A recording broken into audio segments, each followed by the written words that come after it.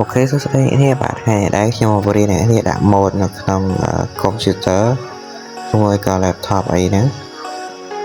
ដំបូងគឺយើងត្រូវចូលនាង Google មួយមកហើយយើងវាយពាក្យថា T-Launcher តែមកយើងចុចមកកន្លែង website វា T-Launcher ហ្នឹងមកអូខេចាំវាតិចទៅ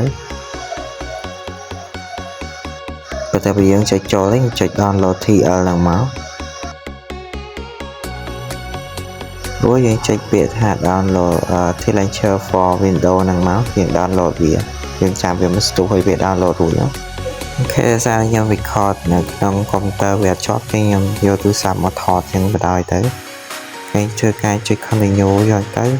ពេលហ្នឹងគឺខ្ញុំបានដំឡើង T-Launcher រួចហើយអូខេខ្ញុំចុច continue មក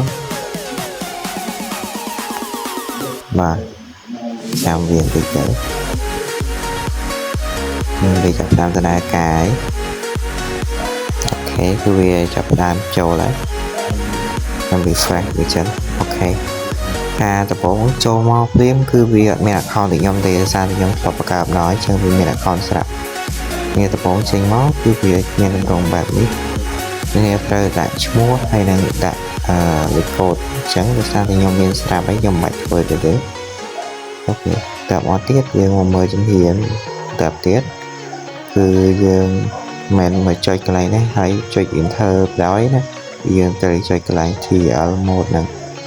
អូខេយើងចុចកន្លែង TL mode ហ្នឹងហើយយើងចុចពាក្យថា create អ្នកគ្នាឃើញពាក្យ create អត់អូខេចុច create ហ្នឹងមកហើយអ្នកគ្នាដាក់ឈ្មោះខ្លួនឯងដាក់ឈ្មោះអីដាក់ទៅតែខ្ញុំដាក់ឈ្មោះ Naruto អូខេដូចក្នុង account ខ្ញុំអញ្ចឹងកន្លែងនេះគឺយើងយក fork ទៅដែរហ្នឹងហើយយើង fork មកដើម្បីដាក់ mode កើតអញ្ចឹងកន្លែង version គឺយើងយក version 1.12.2 សារអីគឺខ្ញុំចង់ដាក់ mode version 1.12.2 គឺខ្ញុំដាក់ mode Tektopia បាទ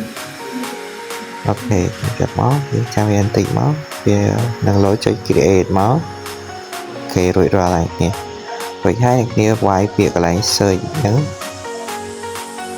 យើងចូលកន្លែង mode ហើយយើងចុចកន្លែង search ហ្នឹងវាយពាក្យថា Tektopia អូខេអញ្ចឹងគេថាការដាក់ mode ក្នុង